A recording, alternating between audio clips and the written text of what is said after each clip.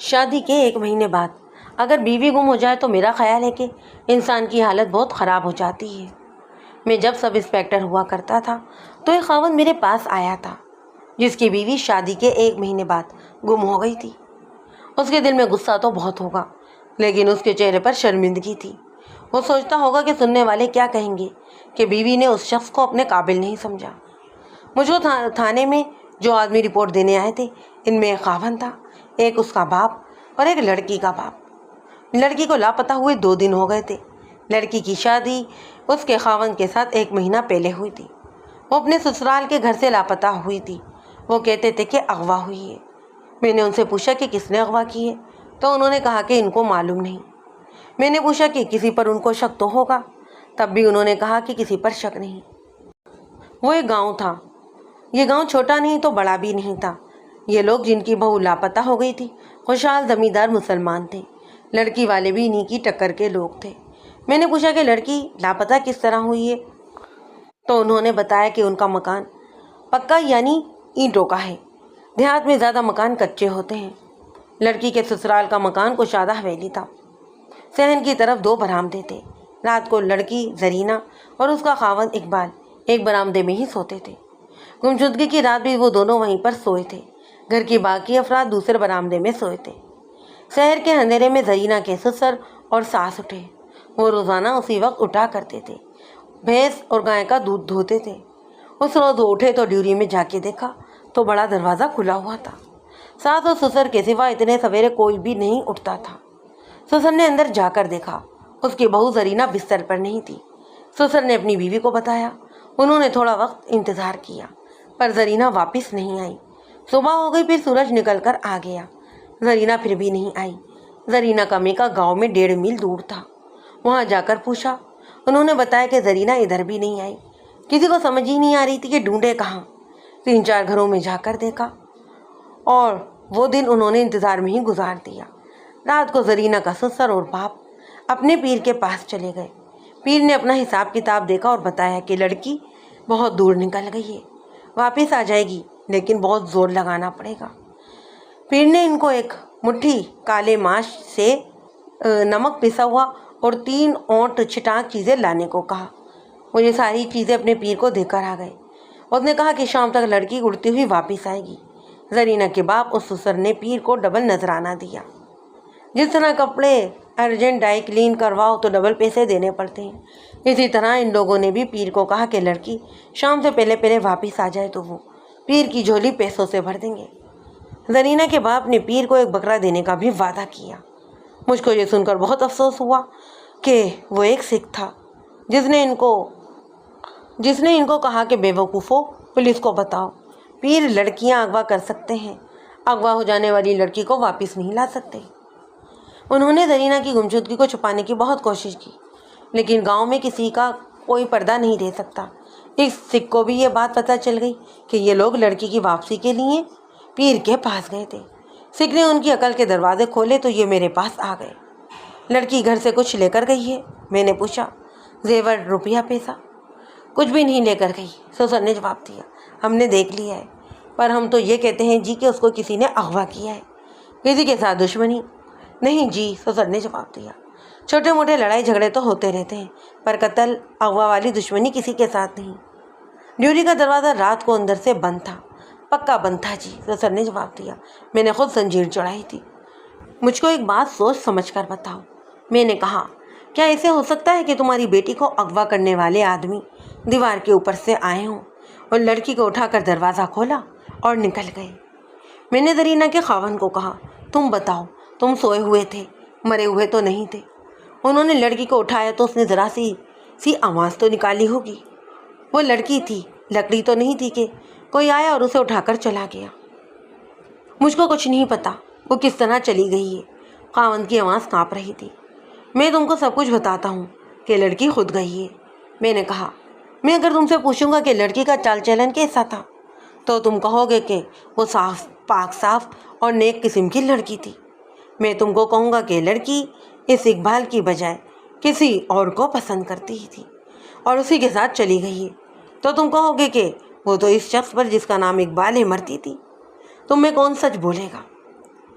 میں نے ان تینوں کی طرف دیکھا لیکن کسی نے بھی جواب نہ دیا۔ جناب ہم تو یہی کہیں گے کہ لڑکی ایسی نہیں تھی، زرینہ کے سسر نے کہا۔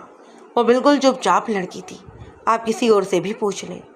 انہوں نے 2 دن ضائع کر دیے تھے، اس لیے یہ معلوم کرنا ناممکن ہو گیا کہ لڑکی خود گئی ہے یا پھر اٹھائی گئی ہے۔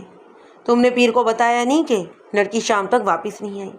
بتایا تھا جی، زرینہ کے سسر نے جواب دیا۔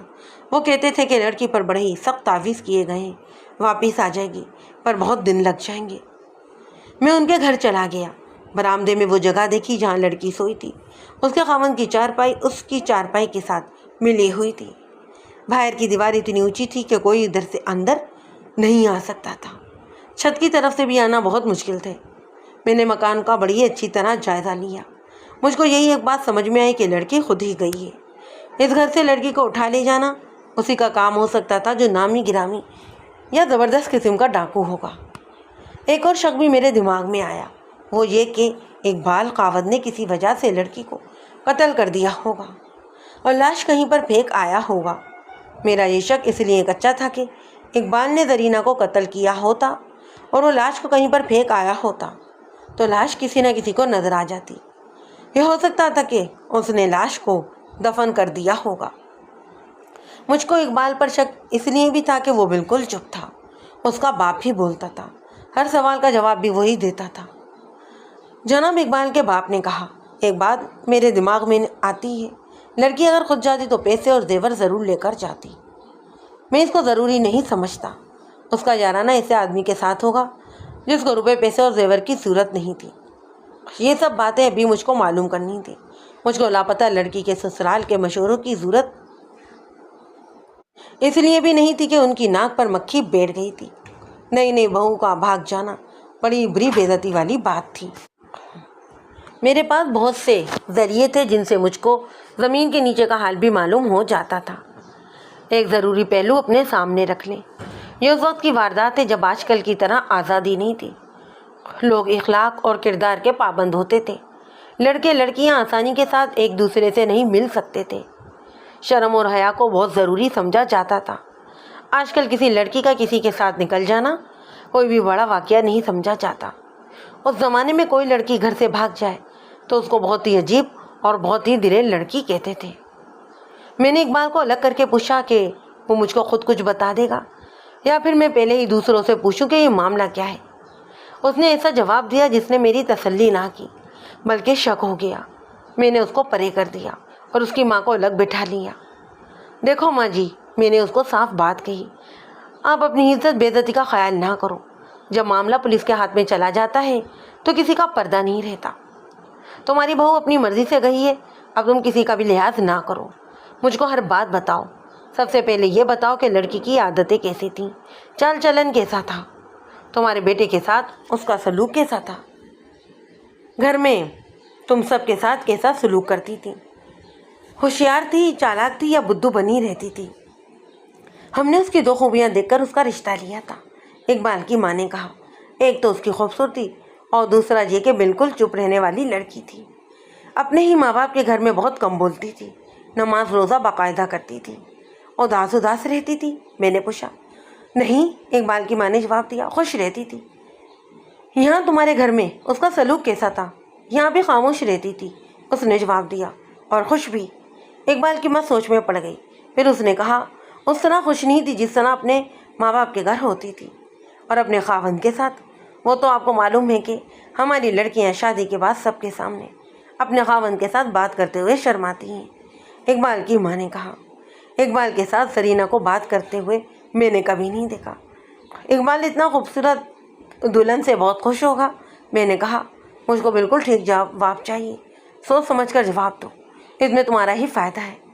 پتہ چل جائے گا کہ وہ خود گئی ہے یا پھر کوئی اسے اٹھا کر لے گیا ہے۔ میرا بیٹا خوش نظر نہیں آتا تھا، اس نے بتایا۔ میں نے تو یہ بھی دیکھا ہے کہ میرا بیٹا ہنسی مذاق والا لڑکا تھا، مگر اس کی ہنسی اب غائب ہی ہو گئی تھی۔ اگر میں تم سے پوچھوں کہ زرینہ کے ساتھ تمہارا سلوک کیسا تھا تو تم کہو گی کہ بہت اچھا تھا۔ میں نے کہا، تم سچ نہیں بولو گی۔ اگر میں سچ نہیں بولوں گی تو میرے بیٹے سے پوچھ لیں۔ اس نے کہا، ہمارے دائیں بائیں گھر ہیں، ان سے پوچھ لیں، زرینہ کی ماں سے پوچھ لیں۔ میں اسے یہ ضرور کہتی تھی کہ زبان کو ذرا کھولو، لوگ کہیں گے کہ اس کو ساس نے دبا کر رکھا ہوا ہے۔ پھر وہ کیا کہتی تھی؟ پھر بھی چپ ہی رہتی۔ اقبال کی ماں نے جواب دیا، ساس بہو کی لڑائی بہت مشہور ہے، لیکن وہ تو بولتی ہی نہیں تھی۔ اس عورت کے ساتھ میں نے بہت ہی زیادہ مغز کھپایا۔ اس سے مجھ کو یہ بھی معلوم ہوا کہ زرینہ اور اقبال کے درمیان کوئی بات ضرور تھی۔ زرینہ چپ تو رہتی تھی، لیکن اپنے ماں باپ کے گھر کی طرح خوش نہیں تھی، اور اقبال جو ہنسی مذاق والا آدمی تھا اس کو بھی چپ لگ گئی تھی۔ میں نے یہ بھی دماغ میں رکھا ہوا تھا کہ زرینہ کو ساس تنگ کرتی ہوگی۔ یہ بھی ہو سکتا ہے کہ ساس نے اپنے بیٹے کے کان بھر دی ہوں کہ زرینہ کو اس کے ہاتھ تو پٹوایا بھی ہو۔ دیہاتی لوگ بیویوں کو مارنے پیٹنے میں فخر محسوس کرتے ہیں۔ مجھ کو اور بھی بہت ساری باتیں معلوم کرنی تھیں۔ میں نے زرینہ کی ماں کا پوچھا تو پتہ چلا کہ وہ اپنے گاؤں سے یہاں پر آئی ہوئی ہے۔ اس کو بلایا۔ میں اقبال کے گھر کی ڈیوری میں بیٹھ گیا تھا۔ زرینہ کی ماں بہت رو رہی تھی۔ اس کو بہت زیادہ صدمہ ہوا تھا۔ اس کی بیٹی گم ہو گئی تھی۔ میں نے اس کو بلایا، اس کا رونا ختم کیا۔ اگر تم چاہتی ہو کہ تمہاری بیٹی مل جائے تو مجھ کو اپنی بیٹی کی بابت ہر ایک بات سچ بتاؤ، میں نے اس کو کہا۔ پہلی بات تو یہ ہے کہ تم جو کچھ بتا سکتی ہو یا جو کچھ سوچ سکتی ہو کہ وہ کہاں گئی ہے یا پھر کس کے ساتھ گئی ہوگی، اللہ کی قسم لے لو یا پھر میرے سر پر قرآن مجید رکھ دو۔ اس نے کہا، میری بیٹی کسی کے ساتھ جانے والی نہیں، وہ چپ چاپ اللہ کو یاد کرنے والی لڑکی ہے۔ اقبال کے ساتھ رشتہ طے ہوا تو وہ خوش تھی۔ نا جی، اس نے جواب دیا، یہ بات میں آپ کو سچ بتا دیتی ہوں کہ وہ خوش نہیں تھی۔ کیا کہتی تھی؟ میں نے کہا، یہی کہتی ہوگی کہ اقبال اچھا نہیں لگتا۔ پہلے کہتی تھی کہ میری شادی نہیں کرو۔ زرینہ کی ماں نے کہا، کہتی تھی کہ میں دوسرے گھر میں خوش نہیں رہوں گی۔ میں نے اس کو سمجھایا کہ اقبال اتنا خوبصورت جوان ہے، اس کے ساتھ وہ خوش رہے گی۔ پھر کہنے لگی کہ اقبال کے ساتھ شادی نہ کرو۔ میں نے وجہ پوچھی تو اس نے کہا کہ شادی سے میرا دل گھبراتا ہے۔ میں تو یہ سمجھتی تھی کہ نوعمر لڑکی ہے، اس لیے شادی سے گھبرا جاتی ہے۔ تم ماں جی کیا خیال ظاہر کرتی ہو؟ میں نے پوچھا۔ کیا وہ اقبال کو پسند نہیں کرتی تھی یا پھر وہ کسی کو چاہتی تھی؟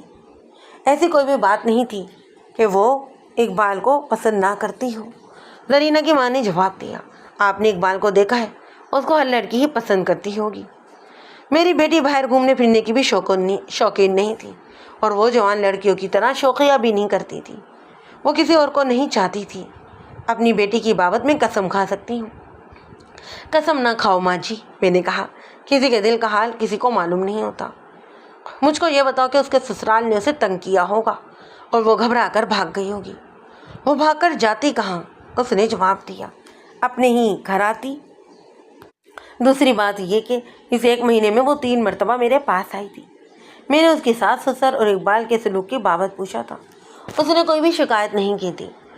ماں جی، میں نے کہا، میں تمہاری بیٹی کو کہیں نہ کہیں سے نکال تو لاؤں گا، لیکن اس کی بابت اس کی سہیلیوں سے بھی معلوم کرو۔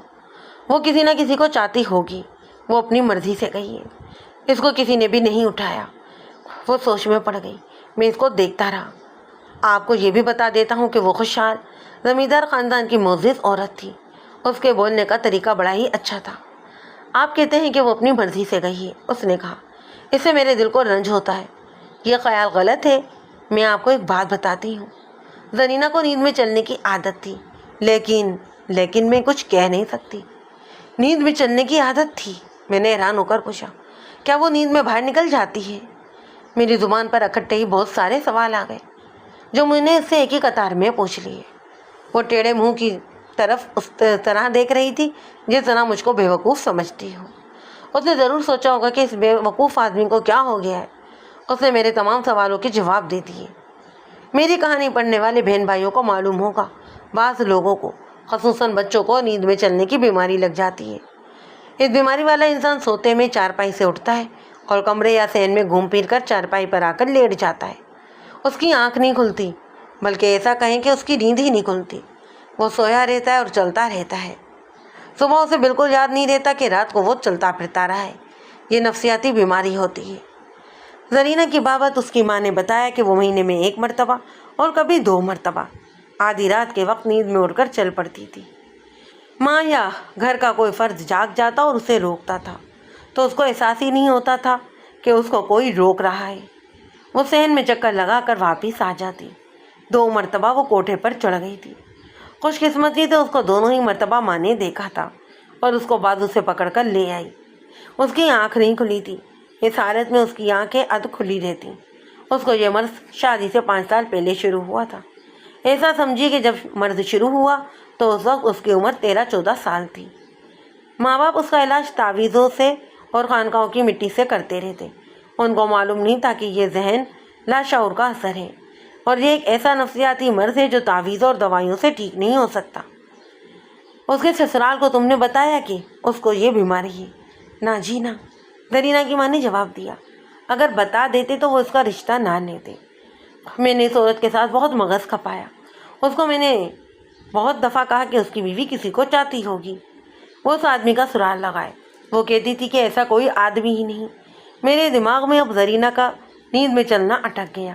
زرینہ کی ماں کو میں نے باہر بھیج دیا۔ میں نے نمبردار، ضلع دار اور 2 معزز آدمیوں کو بلایا۔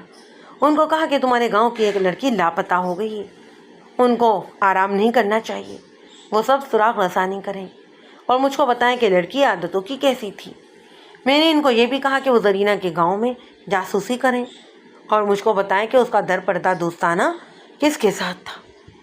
وہ لوگ بڑے ہی کام کی باتیں معلوم کر لیا کرتے تھے۔ نمبردار نے بتایا کہ اقبال زندہ دل آدمی تھا، لیکن شادی کے بعد وہ اس طرح بدل گیا تھا کہ اس کے ہونٹوں پر مسکراہٹ بھی نہیں آتی تھی۔ میں نے زرینہ کے باپ، اقبال کے باپ اور اقبال کو اپنے ساتھ لیا اور تھانے چلا گیا۔ کوئی انسان لاپتہ ہو جائے تو بہت ساری کاغذی کارروائی کرنی ہوتی ہے۔ دوسرے تھانوں کو گمشدہ فرد کا نام، پتہ اور حلیہ لکھ کر بھیجا جاتا ہے۔ میں نے کانسٹیبل کو اس کام پر لگا دیا اور اقبال کو اپنے پاس بٹھا لیا۔ اگر تم اب بھی مجھ کو کچھ نہیں بتاؤ گے تو میں کہوں گا کہ تمہاری دلہن نے تم کو پسند نہیں کیا اور تم نے اس کو قتل کر کے لاش کہیں دبا دی ہے۔ میں نے اقبال کو کہا، تمہاری خاموشی مجھ کو شک میں ڈال رہی ہے۔ تم نے دیکھا ہوگا کہ میں نے تمہارے گاؤں میں کتنے آدمیوں کے ساتھ باتیں کی ہیں۔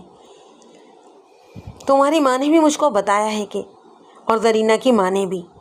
مجھ کو صرف اس ایک سوال کا جواب دے دو کہ شادی سے پہلے تم ہنستے مسکراتے تھے، مگر شادی کے بعد تم کو کیا ہو گیا ہے کہ اتنی خوبصورت لڑکی کے ساتھ شادی کر کے تم کو کیا روگ لگ گیا ہے؟ میں نے اس کو قتل نہیں کیا، اس نے کہا۔ اگر کل نہ ہوتا قتل تو پہلی ہی رات کر دیتا۔ کیوں؟ میں نے پوچھا۔ پہلی رات ہی قتل کیوں کر دیتے؟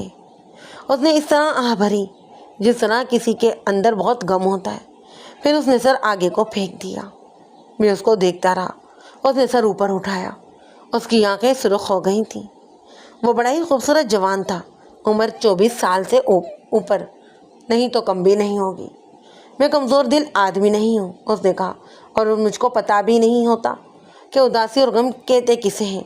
مجھ کو گاؤں کی جوان عورتیں کسی اور نگاہ سے دیکھتی ہیں، لیکن میری شادی ہوئی تو پہلی ہی رات دلہن نے مجھ کو کہہ دیا کہ میرے قریب مت آنا، میں نے تم کو دل سے خاوند قبول نہیں کیا۔ اس نے یہ بات ڈرتے ڈرتے اور شرم و حیا سے نہیں کہی تھی۔ اس نے بڑی دلیری سے مجھ کو ہاتھ پیچھے رکھنے کو کہا تھا۔ مجھ کو سب نے ہی بتایا تھا کہ تم کو جو دلہن مل رہی ہے وہ اتنی چپ رہتی ہے کہ اس کو گونگی کہتے ہیں، مگر گونگی نے مجھ کو ہی گونگا کر دیا۔ میری جو دلیری مشہور تھی وہ پتہ نہیں کدھر چلی گئی۔ میں پلنگ سے اٹھ کر اس کے سامنے کھڑا ہو گیا۔ میرا دماغ مجھ کو جواب دے گیا، جو آدمی اپنے آپ کو شہزادہ سمجھتا ہو اور کہتا ہو کہ اس پر عورتیں مرتی ہیں، اسے ایک لڑکی کہتی ہے کہ پیچھے رہو، تو وہ برف کی طرح پگھل کر پانی بن جائے گا یا پھر آگ کا شعلہ بن جائے گا، وہ مر جائے گا یا پھر مار دے گا۔ مجھ کو اس طرح لگا کہ میں برف کی طرح پگھل گیا ہوں۔ میری زبان میں بولنے کی طاقت ہی نہ رہی۔ وہ سمجھی کہ مجھ کو بہت زیادہ غصہ چڑھ گیا ہے۔ اس نے کہا کہ تم مرد ہو اور میں ایک کمزور لڑکی، مجھ کو مارو پیٹو، مجھ کو قتل کر دو، لیکن میں تمہاری بیوی نہیں بنوں گی۔ زبردستی بیوی بناؤ گے تو میں تمہارا مقابلہ نہیں کر سکوں گی، لڑائی جھگڑا بھی نہیں کروں گی، لیکن یہ سوچ لو کہ تم پر ایسے الزام لگاؤں گی کہ تم منہ چھپاتے پھرو گے۔ مجھ کو معلوم تھا کہ یہ عورت مشہور کر دے کہ میرا آدمی میرے قابل نہیں تو آدمی کا سر جھک جاتا ہے۔ ویسا ہی میرے ساتھ ہوا۔ میں نے اس کو بہت ساری باتیں کہیں، اس کو سمجھایا کہ وہ نکاح کے وقت ہی انکار کر دیتی، اب تو وہ میری بیوی بن چکی ہے۔ اس نے کہا کہ میں بھاگوں گی نہیں، تمہارے گھر میں ہی رہوں گی، لیکن میاں بیوی والا تعلق نہیں رکھوں گی۔ اس نے اپنے چہرے سے بھی گھونگھٹ اٹھا دیا۔ اگر اس کی شکل و صورت معمولی سی ہوتی تو معلوم نہیں میں کیا کر گزرتا۔ زرینہ کے حسن کو دیکھ کر مجھ پر ایسا اثر ہوا جس نے مجھ کو زندہ لاش بنا دیا۔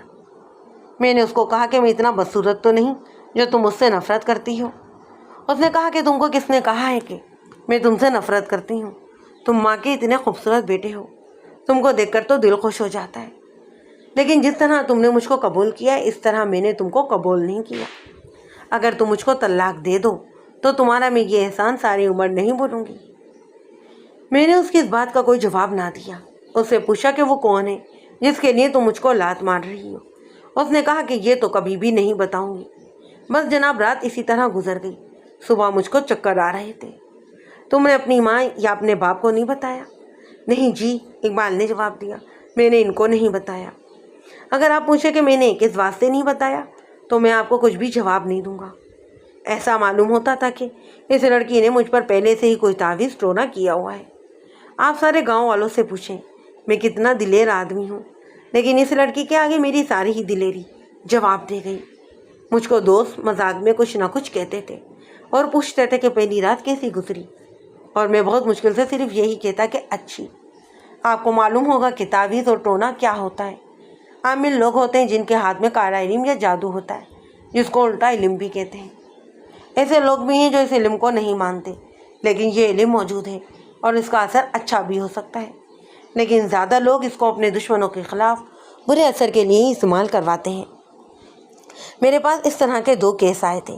اقبال کو یقین تھا کہ اس کی دلہن زرینہ نے اس کے پاس آنے سے پہلے اس پر کالے علم کا تعویذ کروا دیا تھا، پر یقین اس کو اس لیے ہو گیا تھا کہ وہ اتنا خوبصورت اور دلیر جوان تھا، مگر ایک لڑکی کے آگے وہ خود کہتا تھا کہ برف کی طرح پگھل گیا تھا۔